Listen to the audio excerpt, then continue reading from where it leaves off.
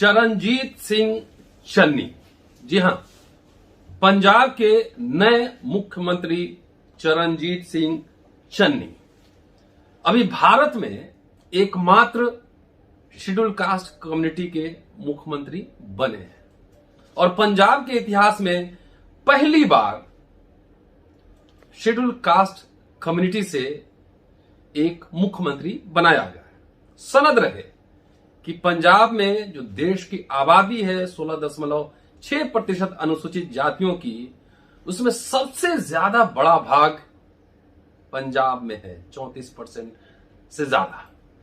आभासी दुनिया के मेरे दोस्तों, रतन लाल बोल रहा हूं। काम की बात लाल की क्लास में आपका स्वागत है और पेश है अंबेडकर नामा। आज इस एपिसोड में हम आपको यह बताने जा रहे हैं कि आजादी के बाद भारत में अनुसूचित जाति समुदाय के कितने मुख्यमंत्री बने हैं, किस किस पार्टी ने मुख्यमंत्री बनाया है, किस पार्टी से कितने मुख्यमंत्री बने हैं और किन किन दलित प्रेमी कोट अनकोट पार्टियों ने मुख्यमंत्री बनाया है अथवा नहीं बनाया। इसके साथ साथ जो चरणजीत सिंह चन्नी हैं, इनके जीवन के बारे में थोड़ा सा ब्रीफ भी आपको बताएंगे। लेकिन चलिए, मुख्यमंत्री बदला है पंजाब में, लेकिन सियासी पारा देश का गर्म हो गया है। प्रधानमंत्री ने बधाई दी नरेंद्र मोदी ने चन्नी साहब को। मायावती ने आलोचना की। मायावती ने कहा, जो कि बसपा बहुजन समाज पार्टी की राष्ट्रीय अध्यक्षा हैं, उन्होंने कहा कि ये सब चुनावी तिकड़म है, अनुसूचित जाति के लोगों को कांग्रेस पर भरोसा नहीं करना चाहिए। अगर मुख्यमंत्री ही बनाना था तो 3 महीने के लिए क्यों 5 साल के लिए बनाना चाहिए था। उदित राज जी ने मायावती जी पे हमला बोला है कि सबसे ज्यादा सदमे में मायावती होंगी, पंजाब में एक दलित मुख्यमंत्री बना है, क्योंकि अपने से बड़ा किसी दलित नेता को वो देखना नहीं चाहती। ये उदित राज जी ने कहा है। इधर दलित प्रेमी दिखने के चक्कर में देश के सबसे बड़े सूबे उत्तर प्रदेश में योगी आदित्यनाथ जो मुख्यमंत्री हैं, दिन भर दलित प्रेमी होने का ट्वीट खेलते रहे हैं। दिन भर ट्वीट ही कर रहे थे। पत्रकार दिलीप मंडल ने लगातार उनको ट्वीट को शेयर करते हुए टिप्पणी उन्होंने लिखा है। तो ट्वीट खेल रहे थे कि दलित प्रेमी होने का अगर इतना ही प्रेम है तो योगी आदित्यनाथ साहब, अजय कुमार बिष्ट, आप मुख्यमंत्री पद छोड़ दीजिए और किसी दलित को मुख्यमंत्री बना दीजिए। ट्वीट खेलने से दलित प्रेम नहीं हो सकता है। या जो दलितों पे अत्याचार हमले हो रहे हैं, त्वरित कार्रवाई ही तो करवा दीजिए। सिर्फ बाबा साहब भीमराव अंबेडकर के बारे में ट्वीट करने से या रविदास के बारे में ट्वीट करने से क्या आपका ये दलित प्रेम है? ये झलकता है? कदाचित नहीं। तो उत्तर प्रदेश में ज्यादा सियासी पारा गर्म है, क्योंकि यहां भी जो है चुनाव होने वाला है और देश का सबसे बड़ा प्रदेश है उत्तर प्रदेश, जिसमें 20% से ज्यादा आबादी एससी समुदाय की। अब चलिए, अब काम सीधे लिए चलते हैं पंजाब। पंजाब में जब कैप्टन अमरिंदर सिंह ने इस्तीफा दिया, इसके बाद नए मुख्यमंत्री के रूप में चरणजीत सिंह चन्नी का जब चुनाव हुआ, यह सबसे चौंकाने वाला विषय था, क्योंकि अब तक जो राजनीतिक सरगर्मी और हलचल थी पंजाब में, उसके हिसाब से डिप्टी सीएम पद का उम्मीदवार उनको माना जा रहा है। पहले नेता हैं शेड्यूल कास्ट कम्युनिटी के, जिनको पंजाब में मुख्यमंत्री का भार सौंपा गया है। और सनद रहे कि देश में 6 साल बाद कह रहा हूं, 6 साल बाद अनुसूचित जाति का कोई मुख्यमंत्री बना है। इसके पहले बिहार में जीतन राम मांझी मुख्यमंत्री थे, उनके हटने के बाद कोई नहीं बना। एक बात और बता दूं कि बिहार एक ऐसा सूबा है जहां आजादी के बाद सबसे पहला मुख्यमंत्री अनुसूचित जाति का बिहार में बना। उनके बारे में आगे बताऊंगा।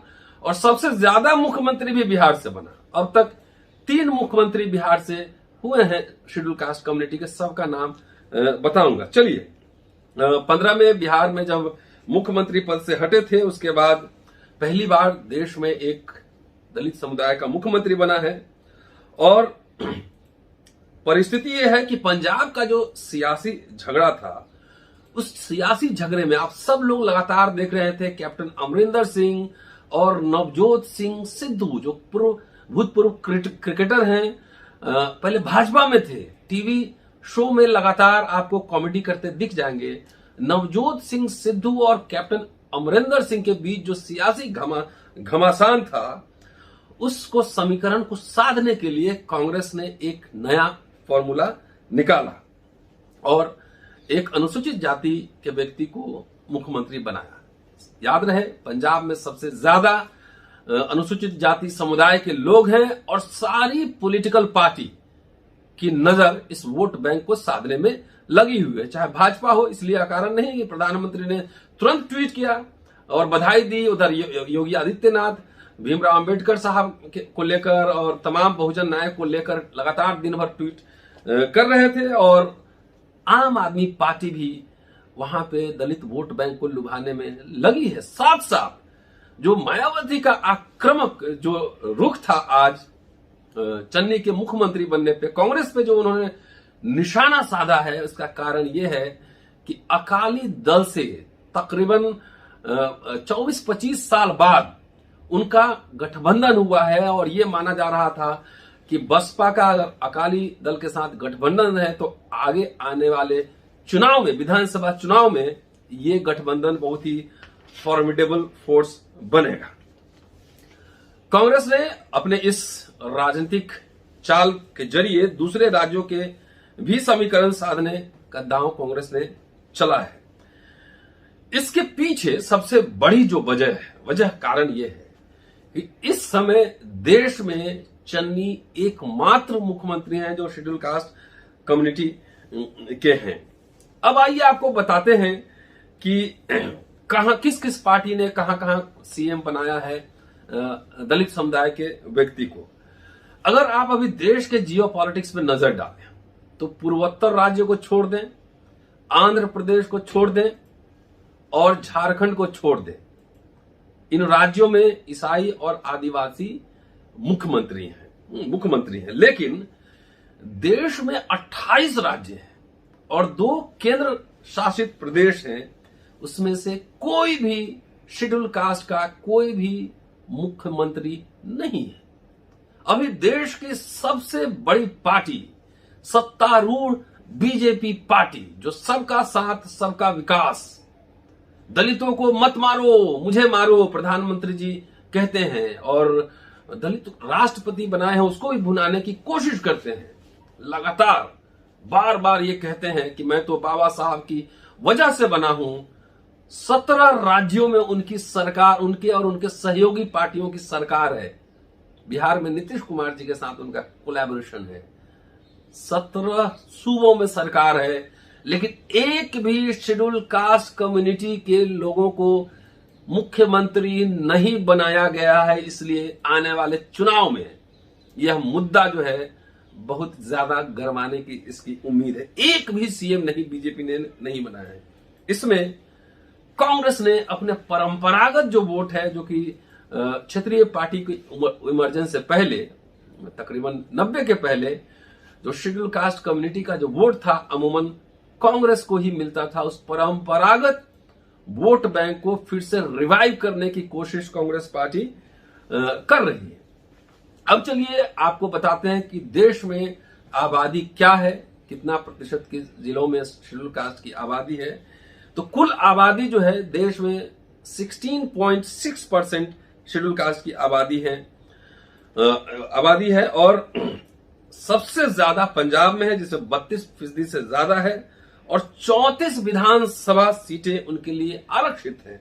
उत्तर प्रदेश 20.7% शेड्यूल कास्ट की पॉपुलेशन है और राज्य में 17 लोकसभा और 86 विधानसभा सीटें शेड्यूल कास्ट के लिए सुरक्षित है।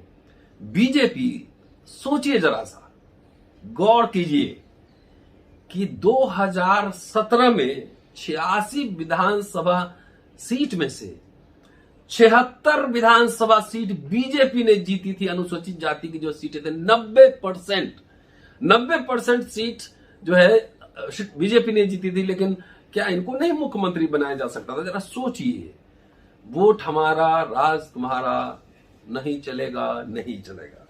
चलिए, हिमाचल प्रदेश में भी आबादी 25.2% है। वाह, इतनी बड़ी आबादी है, लेकिन आज तक वहां वो स्वर, शेड्यूल कास्ट का स्वर नहीं सुनाई देता है। क्या कारण है? वहां के शोधार्थियों को एक स्टडी उस पर करना चाहिए। हरियाणा में 20.2% है, लेकिन आज तक वहां कोई शेड्यूल कास्ट का सीएम नहीं बना। हिमाचल प्रदेश में कोई सीएम नहीं बनाया और किसी पार्टी ने जहमत नहीं उठाई कि वहां शेड्यूल कास्ट के सीएम बनाया जाए। मध्य प्रदेश में शेड्यूल कास्ट की आबादी 6% है और वहां शेड्यूल ट्राइब की आबादी 15% है। पश्चिम बंगाल में 10.2% है शेड्यूल कास्ट की आबादी।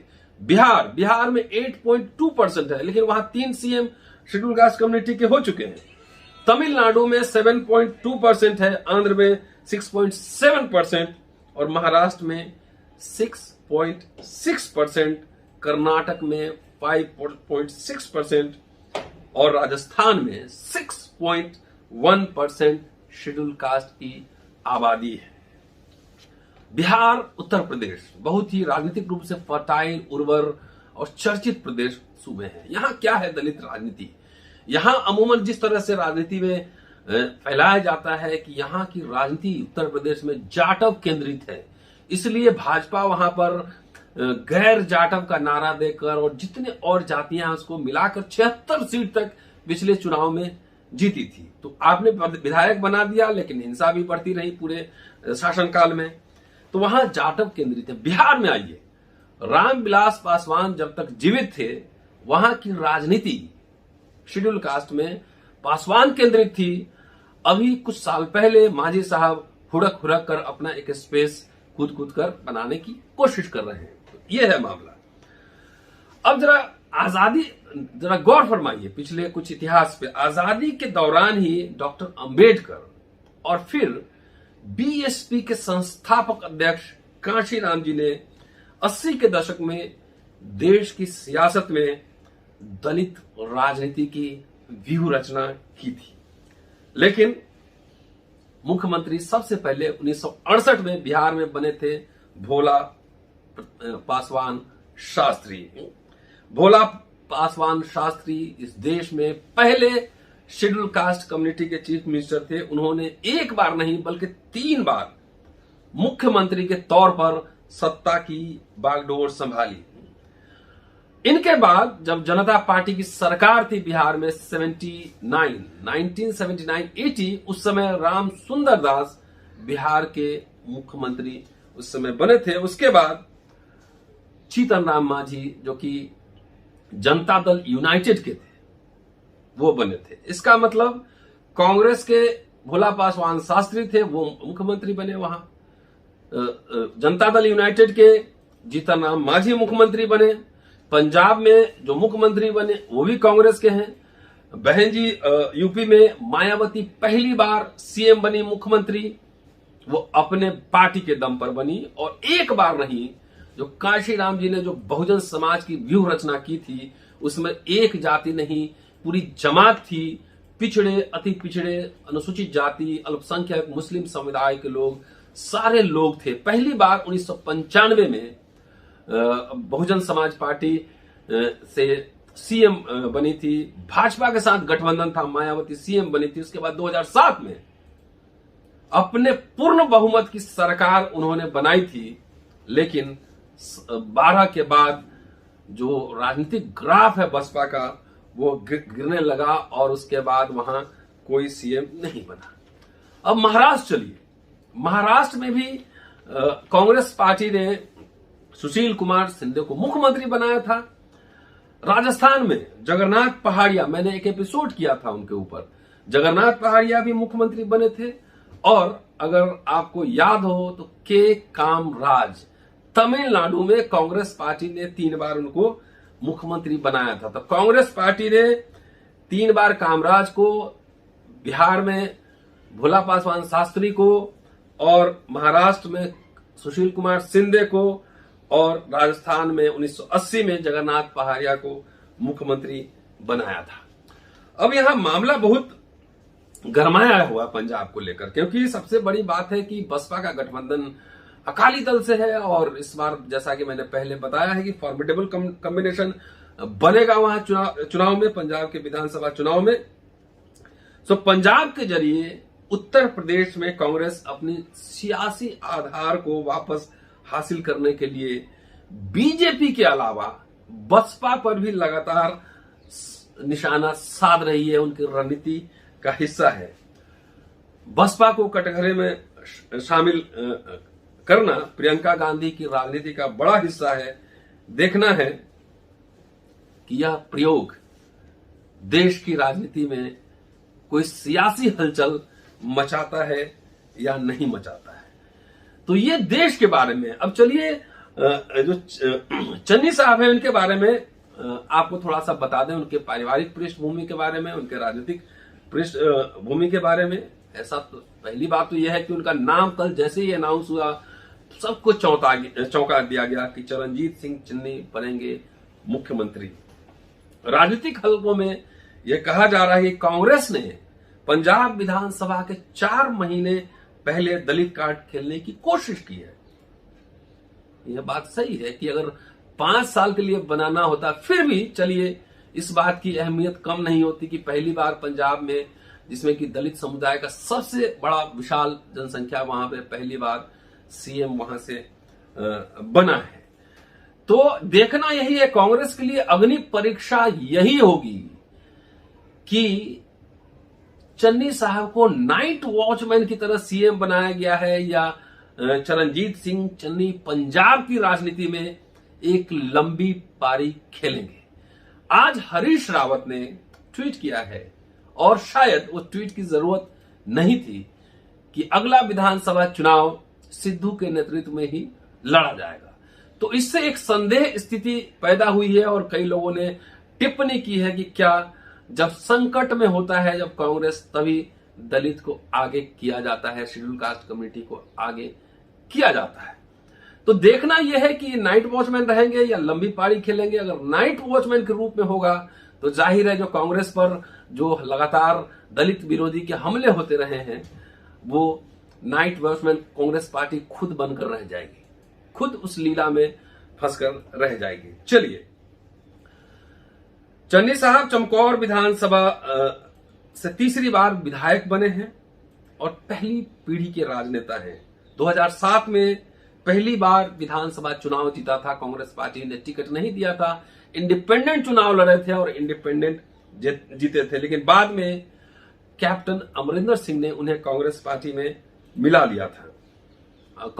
कैप्टन अमरिंदर सिंह के मिनिस्ट्री में, कैबिनेट में वे टेक्निकल एजुकेशन, इंडस्ट्रियल ट्रेनिंग, पर्यटन और सांस्कृतिक मामलों के मंत्री थे और अमरिंदर सरकार में रोजगार सृजन कैबिनेट मंत्री के रूप में पिछले कुछ वर्षों से चन्नी चुनावी वादे के अनुसार राज्य भर में रोजगार मेले लगाने में सबसे आगे रहे हैं। जहां तक उनकी पारिवारिक पृष्ठभूमि का सवाल है, उनके 3 भाई हैं, डॉक्टर मनमोहन सिंह, मनोहर सिंह और सुखवंत सिंह। चरणजीत सिंह की पत्नी एक डॉक्टर है, उनके 2 बेटे हैं, उनको 2 बेटे हैं। उनके परिवार के पास रोपर में एक पेट्रोल पंप और एक गैस एजेंसी है। इनके पिताजी हर्ष सिंह कुछ साल तक विदेशों में रहे अपनी आजीविका कमाने के लिए। कहते हैं कि अरब देशों में या मलेशिया में उन्होंने रोजगार के लिए वहां जाकर काम किया था, वहां गए थे वो। और देश जब वापस लौटे तो खरड़ नगर पालिका में उन्होंने टेंट हाउस का कारोबार शुरू किया। खरड़ में उन्होंने, मोहाली के पास है खरड़, वहां टेंट हाउस का काम शुरू किया। कि नौजवानी के दिन से ही जो चन्नी साहब हैं अपने पिता के काम में हाथ बटाते थे और खरड़ नगर पालिका में काउंसलर होने के बाद भी वे टेंट लगाने का काम करते थे। चन्नी पढ़े लिखे व्यक्ति हैं, चंडीगढ़ के गुरु गोविंद सिंह खालसा कॉलेज से पढ़ाई की है और पंजाब यूनिवर्सिटी से एलएलबी किया है। इसके बाद इन्होंने पंजाब टेक्निकल यूनिवर्सिटी से एमबीए की भी पढ़ाई की। और पढ़ाई में दिलचस्पी, ये आजकल बहुत कम नेता ऐसे मिलते हैं कि जो मंत्री रहते हुए पीएचडी के लिए इनरोल थे, चंडीगढ़ में ही पंजाब यूनिवर्सिटी से पीएचडी कर रहे थे। शायद अभी वो इनरोल ही हैं, अभी उनको डॉक्टरेट की उपाधि नहीं मिली है। तो अच्छी बात है, नेता लोग को पढ़ना लिखना चाहिए। चन्नी शायद पॉलिटिकल साइंस में डॉक्टरेट कर रहे हैं, ये तो मुझे पता नहीं, लेकिन शायद तो वो अभी पीएचडी कर रहे हैं। अच्छी बात है, राजनेता को छात्र भी होना चाहिए। हर समय उनको नहीं लगना चाहिए कि वही सबको ज्ञान देंगे, उनको ज्ञान लेना भी चाहिए। चलिए अब राजनीतिक यात्रा के बारे में थोड़ी सी सूचना आपको दे दूं। 58 वर्ष के हैं चरणजीत सिंह चन्नी और इनकी राजनीतिक यात्रा 1996 में शुरू हुई थी, जब वे खरड़ नगर पालिका के अध्यक्ष बने। इसी दौरान वे कांग्रेस के कई वरिष्ठ नेता मसलन रमेश दत्त के संपर्क में आए और अपने शुरुआती दिनों से ही रमेश दत्त के संपर्क में रहे। हालांकि वो दलित कांग्रेस नेता, वरिष्ठ नेता चौधरी जगजीत सिंह से भी संपर्क में थे, लेकिन 2007 में जब कांग्रेस से टिकट नहीं मिली तो इंडिपेंडेंट चुनाव लड़ा और जीते भी। इसके बाद 15 से लेकर 16 तक जब सुनील जाखड़ हटे थे विधानसभा प्रतिपक्ष नेता के रूप में, तो लीडर ऑफ ऑपोजिशन भी वे रहे हैं और इस दौरान वो कांग्रेस हाईकमान के भी संपर्क में आए, ऐसा माना जाता है। और माना जाता है कि अंबिका सोनी से भी उनके अच्छे रिश्ते हैं। साल 2017 का चुनाव जीतने के बाद चन्नी अमरिंदर सिंह के कैबिनेट में मंत्री बने।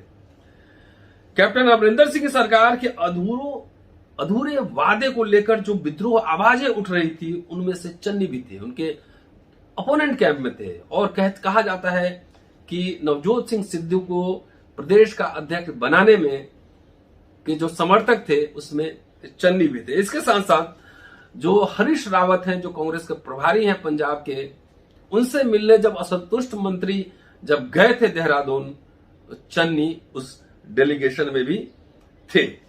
उनके पास जो संपत्ति है 2017 के जो एफिडेविट उन्होंने दिया है इलेक्शन कमीशन को, उसके हिसाब से 14.53 करोड़, तकरीबन 14.5 करोड़ की संपत्ति है।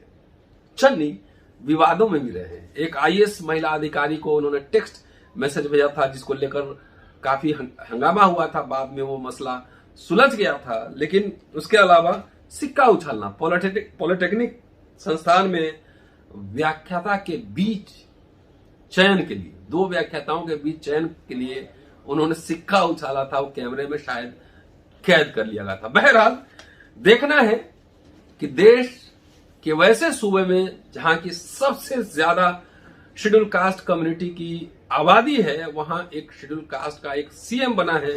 चन्नी के सामने बहुत ज्यादा चुनौतियां हैं, देखते हैं वो क्या कर पाते हैं। कांग्रेस की दलित राजनीति सिर्फ सिंबॉलिक रहेगी कि एजेंडा सेटिंग भी होगा, प्राइवेट सेक्टर को लेकर, रिप्रेजेंटेशन को सवाल को लेकर, दलितों के प्रति जो हिंसा है, जो डिस्क्रिमिनेशन है, उसको लेकर एजेंडा सेटिंग होगी या सिंबोलिज्म तक सिमट कर रहेगा। शुक्रिया, keep watching and sharing. Ambedkar नामा अगले एपिसोड में आपसे फिर मुलाकात होगी। Thank you. जय हिंद।